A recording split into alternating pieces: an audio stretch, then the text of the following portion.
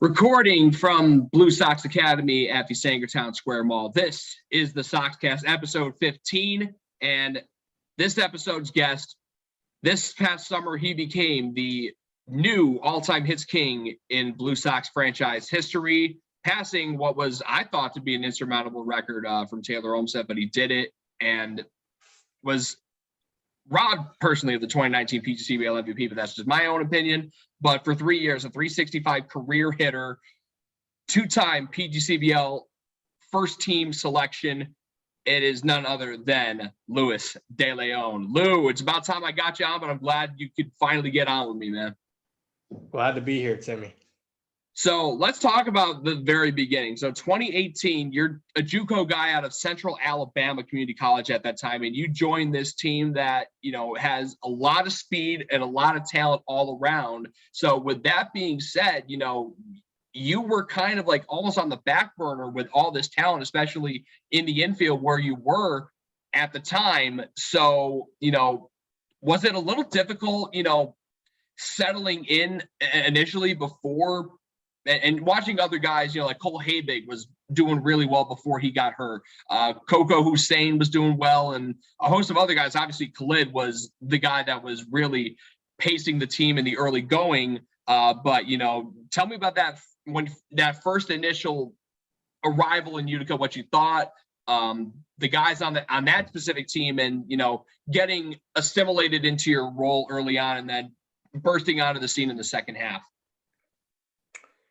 Yeah, definitely getting there. It was definitely an eye-opener that first day out on the field. I mean, one thing I noticed is just the strength of the guys. I mean, guys were just drilling them out of the ballpark. You know, you could see that the guys physically, they were really mature, and I noticed that right away. So I made a point that summer, like physically, I really have to mature and get stronger in order to compete. And just the confidence-wise, I feel like guys, especially offensively, you know, they had an approach to drive the baseball. And that's kind of something I picked up on, and I kind of shifted my mentality as a hitter. So obviously, again, I talked about Cole Habig went down with an injury, you know, right around the end of June, early July. And that really opened a door for you to burst your way into the starting lineup. You know, you had not gotten a lot of playing time until then, but, you know, did you feel yourself, once you were given that opportunity, did you just feel yourself get into some kind of groove that allowed you to hit, you know, 371?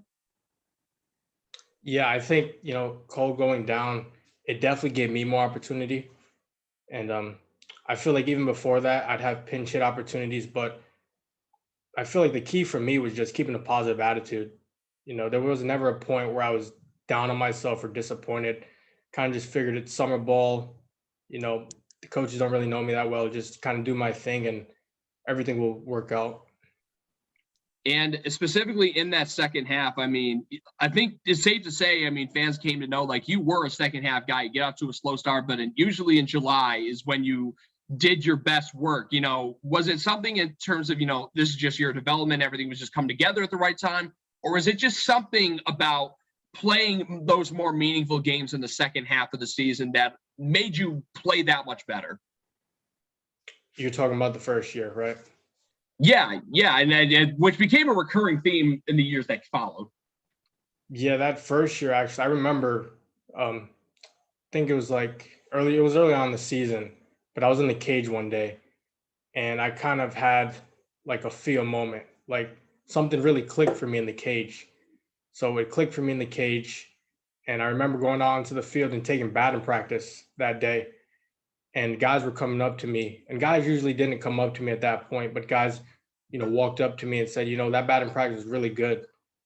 And I knew at that moment that I had found something, and I kind of just carried that over. So that season, I mean, you guys had a really good squad. I mean, you know, you, Khalid had a monster year.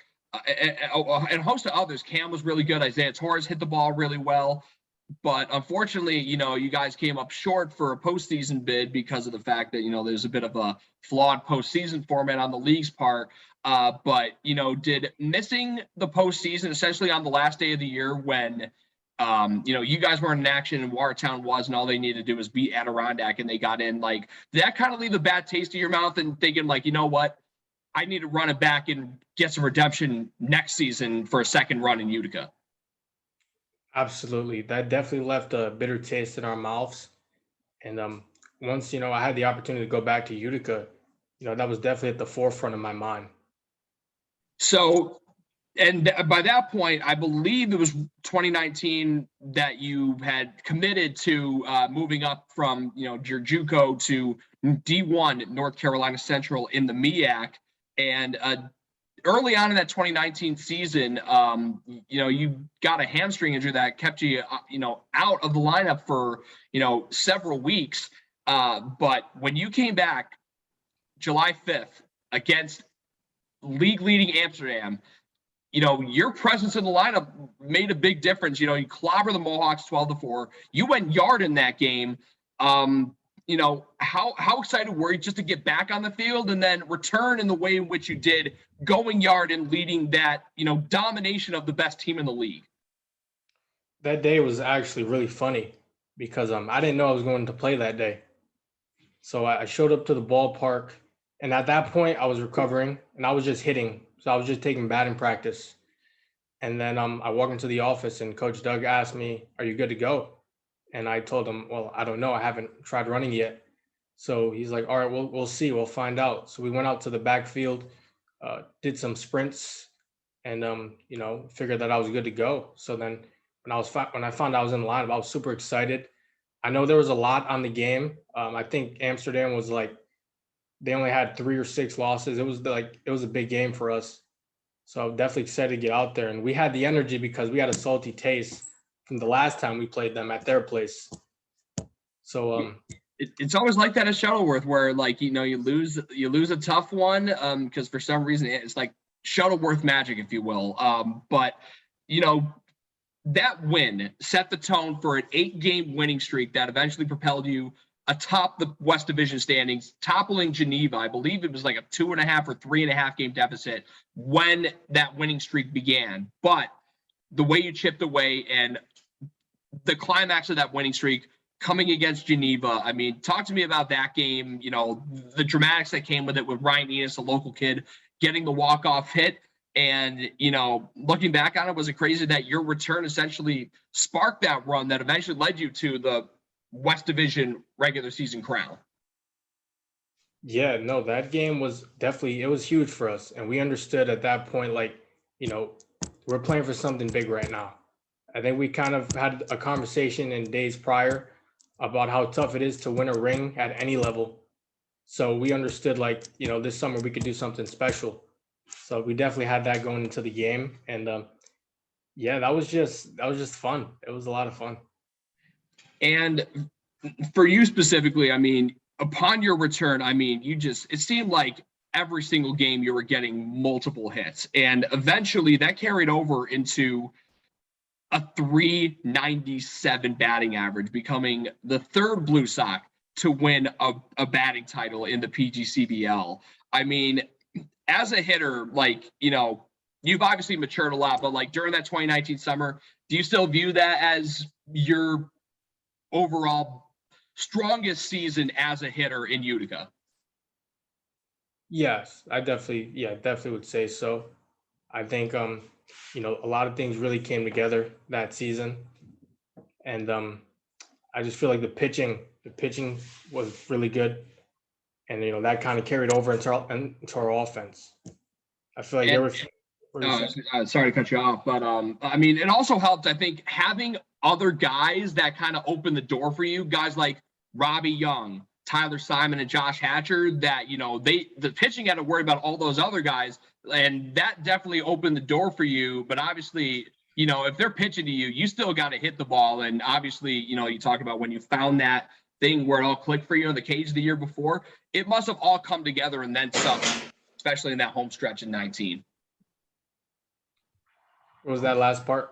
And like, so all of that, came together where, that part where it clicked in the cage for you the year prior, and, carrying that over combined with all those guys that were hitting, ahead of you in the lineup that were just as dangerous, that pitching had to worry about them before trying to pitch around you because they were also good and they had to like attend to them as well. So all of that combined had to is like a perfect storm for you as a hitter. Yeah, and absolutely, I give a lot of thanks to the teammates that I've come across throughout the years. They've definitely helped shape me into the hitter that I am. Just bouncing ideas off of each other, kind of giving each other pointers, me asking them questions and them telling me what they see. Their feedback is huge to my development. So I thank all my teammates that I've had over the years. And obviously, when you're playing in the lineup with those kinds of guys, as you mentioned, Robbie Young, Josh Hatcher, guys like that, it makes the game a little simpler. So that playoff, I mean, if I'm being real, 2019, given how you guys have performed against Amsterdam, during the year, and given you're the top seed in the West with not really much competition, Geneva was all right, Elmira was okay, Adirondack, who you face in the playoffs, I mean, it looked like perfect storm. You guys this might be the year the Sox get a ring finally. But unfortunately, Adirondack comes into Murnane and stuns you guys. It could have been a better crowd at Murnane, but it was Thursday, and obviously in that time, summer's in Utica, Thursday on Varick Street and Saranac Brewery and all that, so attendance was a little bit lower than expected. But Adirondack comes in there, beats you guys. I know you had a particularly great game, but I felt like, I mean, to have your season end in the regular season compared to in the playoffs against a team like Adirondack, I felt like that taste in your mouth after that one must have been a lot more bitter compared to the year prior. Yeah, it was definitely a tough loss on us. Obviously, we go into the season division champs. We're expecting to compete in the playoffs and win a championship. But I feel like the guys, we gave a great effort all season long. It was still a successful season. I mean, first time winning, what was it, Central? It was West? the first time finishing first in a division. Right, first time finishing first in the division for the regular season. I mean, we accomplished a lot, and guys were able to get their reps in. I thought it was a successful summer overall. Yeah, I mean, and definitely don't want to diminish the fact that, yes, the season came to an end against Adirondack, but Adirondack went on to go on to the championship series. So, I mean, there's nothing to be diminished from that. So, in 2020, obviously, with COVID, unfortunately, there was no season. So, in 2021, originally, we were looking at the roster and you didn't happen to be on there until, you were a bit of a late addition. So I really want to know how that came about. And, obviously there have been a couple of guys, Robbie being one of them, as guys who have played 3 summers in Utica. So, tell me about the story about how that came to be and eventually returning for that third and final go around in the U. Yeah, so it was getting towards, obviously towards that time where you have to make a decision for summer ball. I think it was like late in my season in college. And I just had remembered, how much I enjoyed Utica, the experience there, the fans, and just the facilities that Utica has. So when I had asked if they had any more room, I was told that, yeah, I could definitely come back. So without hesitation, I went back for a third year. And that arguably, I mean, I think the absence of a 2020 season due to COVID, I think just made it all the more exciting to be back in Utica and just be back in front of fans. And I think for me, I know as someone who's been working for this team for so long and has his struggles trying to find out the niche and trying to get the connection with the fans and getting them all in sync and, active. Having Pump It Up was such a big thing for this team. And, so from your perspective, I know you're a pretty, even keel guy who, you go out there and do your job, but, when you have that, where you have so much fan interaction and all the players are super into it, I feel like that's got to rub off on you and make, your experience that much more enjoyable and fun, getting on the field and, having that fun with your guys. No, absolutely. That Pump It Up became our anthem, became the fans' anthem, and the players. Obviously, the guys went crazy whenever it played, and you could definitely feel the shift in the energy in the entire ballpark. So you guys actually got off to a really good start and, kind of fizzled out, sometime in, middle to late June. And then July, and you got off to a slow start as well, arguably, your slowest start in your 3 years. But in July, like the team, you began to pick it up and heat up. And it really came together, I think, for you and for the rest of the team in that final week of the regular season. And for you were part of the first annual Pink Night at Murnane, which was a losing effort then to Watertown. 2019, I'm pretty sure it got rained out.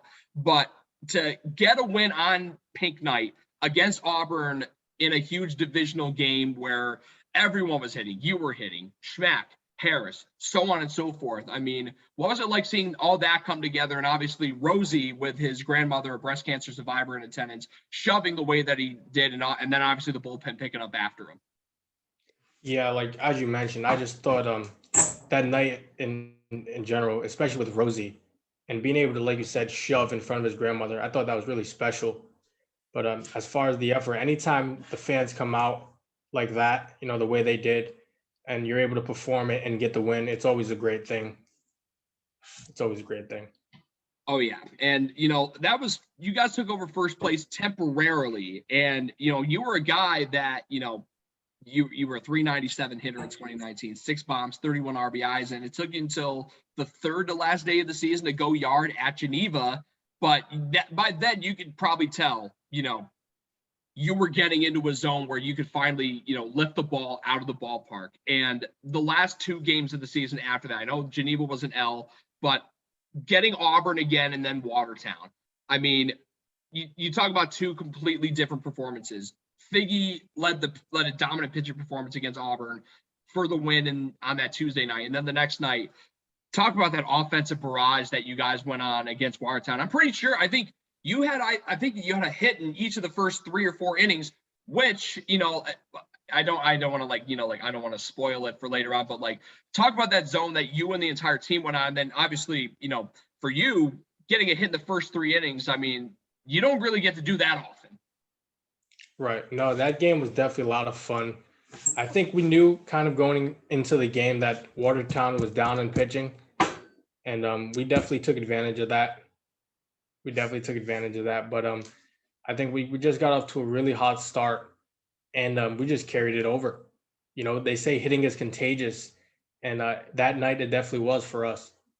So a couple of the guys that, I've had on from 2021 in the prior weeks, a lot of them talked about how they were just so impressed by just you getting barrel after barrel after barrel. And that one night you were barreling everything against Watertown. So now for you, I mean, 3 hits in 3 innings. And I'm pretty sure, I think you drove in more, I think 4, maybe even 5 runs in those first 3 innings. Have you ever felt like you've been in that kind of zone and that hot in any game you've ever been in, Utica or collegiately? That night was actually special because I had an opportunity at school ball to hit for the cycle. That's one thing I haven't done in my career yet. And I had the opportunity and I missed it again. But to even get to that point is pretty cool though. But to answer your question, that's probably the only other time that I felt I was that hot or in that zone, when I had the chance to hit for the cycle at school. And it's really funny. So in 2018, in that big comeback against Adirondack, you had tied the single game runs record with 19. And in this game, you're at 19 going into the bottom of the 6th, and you got to be a bystander for the run record being set, courtesy of maybe an unexpected result. Angel DiFederico going yard down the line to get that 20th run. I mean, I know you're a guy that, not really one to show emotion, but I feel like when you see that guy doing that to get the single game runs record, that's got to, put a big smile on your face to see him do that. Oh, absolutely. And actually, it was funny because Angel had asked to use my bat before going up there. And I said, yeah, go for it. And he ended up doing it. So to see him do that, or see anyone, I mean, the team in general, all of us, because at that point, no one knows that we're going to break a record. We're getting ready to break a record. But to actually do it is just phenomenal. And speaking of breaking records, and, I'll take the hit on this for not, having this prior knowledge before you actually did it. in that game against Watertown, you actually set the new all-time hits record for the Blue Sox franchise, passing that of Taylor Olmstead. I believe it was the second or third hit that you had that set that record. So for you, you know, I know you don't really try to come in and set records, but the way in which you hit at the clip in which you did in 30 fewer games, you know, like how special is it to, you know, because obviously there are guys that are like, you know, I just want to come in and get my reps, but how special is it to actually know that you have that record now here in Utica, and one that, you know, is going to stand for many years to come? Yeah, I think you know, I'm just really honored. It's definitely an honor to be amongst the top and best ever in anything, and especially in Utica history, especially with the culture and the tradition of the Utica Blue Sox. Um, you know, I'm really grateful. So uh, we talk about, you know, bitter endings to seasons, and unfortunately 2021 happened to be another one of those things where you go to Auburn in a game that you guys should have had here in Utica, and everybody knows it, and Auburn knows it too.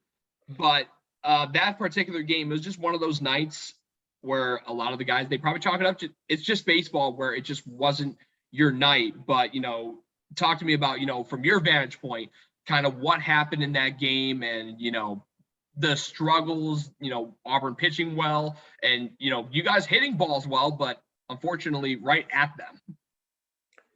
Yeah, like you said, just in general, that was just a tough situation. I mean, you know, it's in the playoffs, especially. The stakes are a lot higher, and we were expecting to play at home. You know, we had earned that right for home field advantage, and you know, we still had home field. We were the home team, but we're playing at their park. It's just totally different. They have their fans, and I feel like our fans and us being able to play, like pump it up, just the atmosphere was totally different that night. And then besides that, the guy they had on the mound, he pitched really well. The guy they started out there, he pitched really well against us, and we hit a lot of balls hard, but just right at guys, like you mentioned. I mean, I wish I could have been there, obviously, but I mean, unfortunately, I had some other commitments that, you know, kept me from making the trip to Auburn. But I mean, I also heard, you know, obviously if this game were in Utica, especially on a Friday night in late July, like you're trying to tell me that, you know, 3,000 people aren't going to show up there. But Right. tell me what it was like, you know, like, because I've only heard not even 100 people at Falcon Park in Auburn that night. Yeah, there weren't many people in attendance that night, and it just wasn't the same feel like it usually is in Utica, you know. Like But but I mean, and another thing is too, I mean, when you, especially playing a home game at Murnane in the playoffs, I feel like just in general playing at Murnane gets the juices flowing a lot more. So, you know, I think it must have been really tough to like try to pick that energy back up. I know it's still a playoff game, but to know that it should have been in Utica, now it's somewhere else, I feel like it must have put a damper on things, just that slight bit to throw you guys off. yeah, I mean that could have played a factor, definitely. That definitely could have played a factor. But you know, it's baseball, and you know, sometimes it's your day and sometimes it's not. But I thought we had a great summer. You know, division And champs again, or division champs. yeah, exactly. And, you know, like, you know, the last time it was a 3 division where you guys were in the Central, you know, you come up just shy of, you know, making the playoffs, although MV won the division, but you guys still had a very good chance. But to win another division, you know, it's obviously a great thing to have on your resume and be part of a Utica squad that is building and building and building and building. I know they had gone to the PGCBL championship series, but they weren't the regular season division champs before. So to essentially be a part of this, you know, emerging sleeping giant here in Utica, you know, I think that's a pretty big difference that you personally made in your 3 years, you know, getting better and being a part of 2 division regular season titles, one in the West and one in the Central over the last couple of years. Absolutely. I mean, it's always good to learn how to win. You know, learning how to win is an important thing. And I feel like going to Utica and just seeing how we do things, how guys go about their business, you know, it's definitely helped me as a player. You know. So, and another thing too, I mean, Dougie was on the staff your first year and then took over as manager for your second and third seasons. I mean, talk to me about, the biggest difference because, you guys were good in 18, but I think Dougie as skipper really took you guys to that next level in 2019 and 2021, being able to win a pair of division titles. Yeah, I think Coach Doug is a great manager. I think he's a great coach, but I think he's a great manager. One thing he does really well is he communicates with his players. Whether it's pitchers, position players, kind of letting us know what our roles are, kind of what our expectations are from him and for the team. And I think he did a great job managing, especially in his first couple of years of coaching or being the head coach at that. Which is incredible. I mean, 2 years and a 54-33 record. That's pretty darn good. I mean, if you're probably on pace for, if you're playing a 162 game season, you're on pace for right over 100 wins, I think, if I do the math right on that. But for you personally, and another thing I remember from that summer was, even though so your previous school, North Carolina Central, their program was unfortunately going to fold. And obviously you were going to have to find a new home following that summer. But for you personally, and what I thought this said a lot about you, which was, even though you kind of had an idea of where you wanted to be, you still wanted me to tell the crowd when I announced you were from North Carolina Central. And that was big for me because that shows loyalty. Like, you were loyal to Utica, you were loyal to NC Central, making sure you give them their proper due. Unfortunately, before the unfortunate folding, of the program. I mean, what went into that, and like how important was it for you to relay to me like you want to carry that on until the end of the season? Yeah, absolutely. With the discontinuation of North Carolina Central, that's obviously disappointing. But what I did want to do was make sure that that name rang bells for as long as possible and continues to ring bells, because that name has history. I mean, it's important to me. It's important to the people that came before me. The guys who helped build the program up from where it started, my coaching staff, my teammates, my family. So it felt like it was only right to honor the name, North Carolina Central, and for you to announce that, Yeah, and I was more than happy to do that because I see a lot of myself in you in terms of loyalty and loyalty to NC Central, loyalty to Utica. I mean, again, it's become a trend, but as new coach Chris Amaya said, it's almost unheard of for guys to spend 3 summers of their life for summer collegiate baseball in the same city. So looking back on it all now, I mean, given even though it's becoming more commonplace here in Utica because guys just happen to love it here, and which is awesome. But for you personally, what exactly was it that kept you coming back year after year? And looking back on all of this now, what can you say about all the experience that you had, all the teammates that you've had, and just seeing your own personal development, how you've grown up almost during the course of those 3 summers in Utica, because you were just, pretty wide-eyed, pretty quiet, freshman coming in nearly 4 years ago now and becoming a 365 career hitter, the all-time leader in hits in franchise history, and tied for the all-time lead in total bases as well, and becoming a guy who has, because of his work ethic and all that, has a very, very good chance at continuing to play this game at the next level. Yeah, I mean, one word I would say to describe my Utica experience and why I chose to return is culture. I mean, I just feel like, in general, I feel like the clubhouse staff, the weight room that they have, the fitness mill, the housing, like, compared to other places, and the stories that I heard like Utica was just like a lot better. And I just thought the experiences I've had, the people that I've met, those are things I'm going to cherish forever. I just thought it only made sense to be there, especially, having to find another program and choose to go somewhere else to play. I want to be somewhere stable and somewhere where I know what to expect, kind of.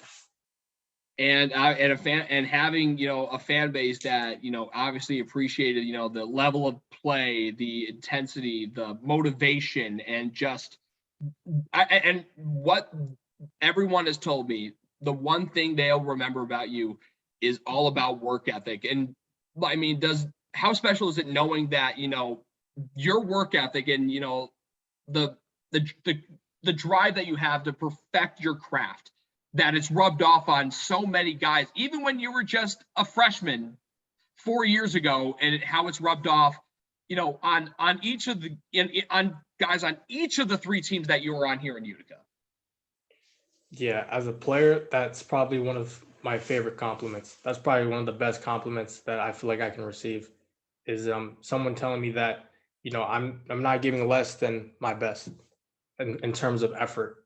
Because obviously, you know, you can't really control your performance all the time, but you can control your effort and how much you're willing to put in. And for my teammates and coaches to say those types of things about me, um, you know, I'm grateful for that. And, you know, all of us here in Utica, I mean, we couldn't be more grateful. I mean, you're an all-time great, not just here in Utica. I mean, I believe you're the first guy to make All-PGCBL first team in not just once, but twice, because of the fact that, you know, there's not a lot of guys who play in this league more than once, and let alone 3 years for the same organization. So we're all grateful for you and everything that you gave to this organization and to the city the last 3 years. Trust me, it never went unnoticed. We always appreciate it. And, like, you know, like, there's a lot that you can appreciate when guys do things in silence. You weren't really much of a vocal guy, but we all saw how much your play spoke volumes, and we all saw it in the incredible hitter that you became, a 365 career hitter in 3 years, and of course the all-time hits king now here in Utica. Again, Lou, thank you for everything you've done for the team and for the city. Thank you for the time for coming on the Soxcast, and best of luck in your swan song, your farewell tour on the diamond at Longwood this season, man. Thank you, Timmy. It's been a blast. Thank you for having me. So, coming up next week on the Soxcast, another one of the 2021 guys, and going back to the arms, we're bringing in James Flayhive next week here on the Soxcast. So they'll be up next Friday. So for Louis DeLeon, I'm Tim Best signing off for the Soxcast. Thanks for tuning in, Blue Sox Nation. We'll catch you next week with James Flayhive. Enjoy the week, and enjoy your weekend, and of course, see you next week.